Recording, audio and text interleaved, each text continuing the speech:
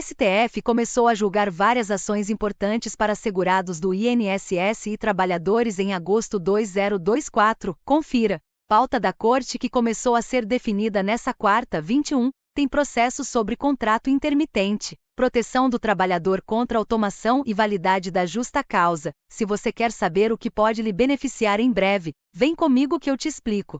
Ao todo são 3 ações diretas de inconstitucionalidade sobre a reforma trabalhista estão na pauta do STF, Supremo Tribunal Federal, desta quarta-feira, 21. Os processos discutem se o contrato de trabalho intermitente, trazido pela Lei 13.467, de 2017, é constitucional. Os ministros julgam ainda 2 outras ações sobre o mercado de trabalho. Uma delas trata sobre a proteção do trabalhador mediante a automação e o avanço da tecnologia e a outra é sobre validade da demissão sem justa causa imotivada, ou seja, sem um motivo previsto na legislação trabalhista. As ADs 5.826, 5.829 e 6.154 já começaram a ser analisadas no plenário e têm 2 votos a favor e 2 contra. Votaram a favor dos argumentos no processo e contra o contrato intermitente, alegando que ele não respeita a Constituição, os ministros Edson Fachin, relator do caso, e Rosa Weber, que se aposentou. Contra as ações e pela constitucionalidade do novo tipo de contrato trazido pela reforma trabalhista votaram os ministros Alexandre de Moraes e Nunes Marques. O trabalho intermitente foi instituído pela reforma trabalhista de Michel Temer em 2017. Nele, o trabalhador pode ser convocado para trabalhar por período determinado e passar um outro período do ano sem prestar serviço. A convocação deve ser feita até 3 dias antes da data do início do trabalho e o profissional tem um dia para responder se aceita ou não. Se enviar resposta negativa, não será considerado ato de insubordinação, e se não responder, considera-se que não irá trabalhar. Neste contrato, o profissional recebe por hora, dia ou mês, sendo que o valor não pode ser inferior à hora referente ao salário mínimo. Com isso, é possível ganhar menos do que o salário mínimo no mês, dependendo da quantidade de horas contratadas, o que seria inconstitucional, conforme alegam representantes dos trabalhadores. No contrato intermitente, o profissional deve receber, ao final da prestação de serviço, o pagamento do salário mais os valores referentes a férias proporcionais e terço de férias, 13º proporcional, descanso remunerado e outros adicionais, se houver.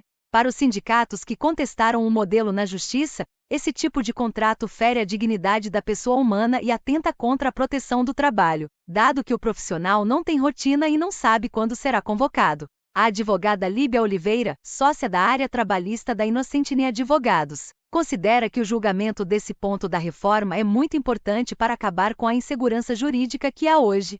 Segundo ela, os índices de contratação intermitente são muito baixos, talvez demonstrando que os empregadores têm receio de fazer esse tipo de contrato.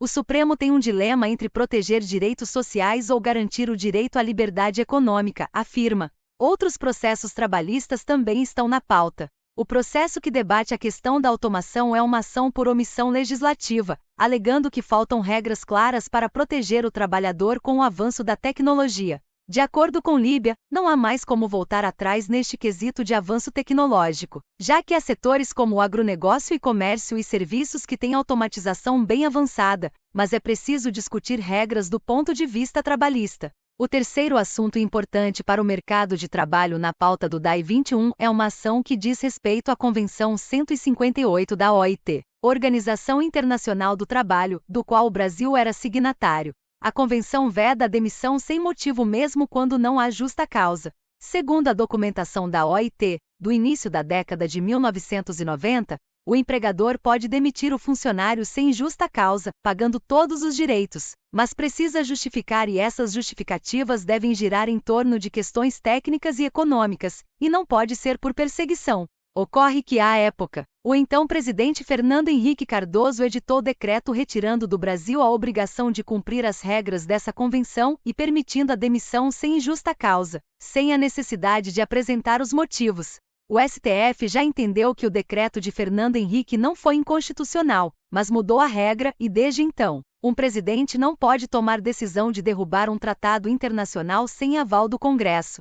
A reforma de 2017 foi uma mudança drástica em uma legislação de 1943 que não havia sido modificada tão diretamente. nela, mas de 100 pontos da CLT foram alterados, muitos deles polêmicos.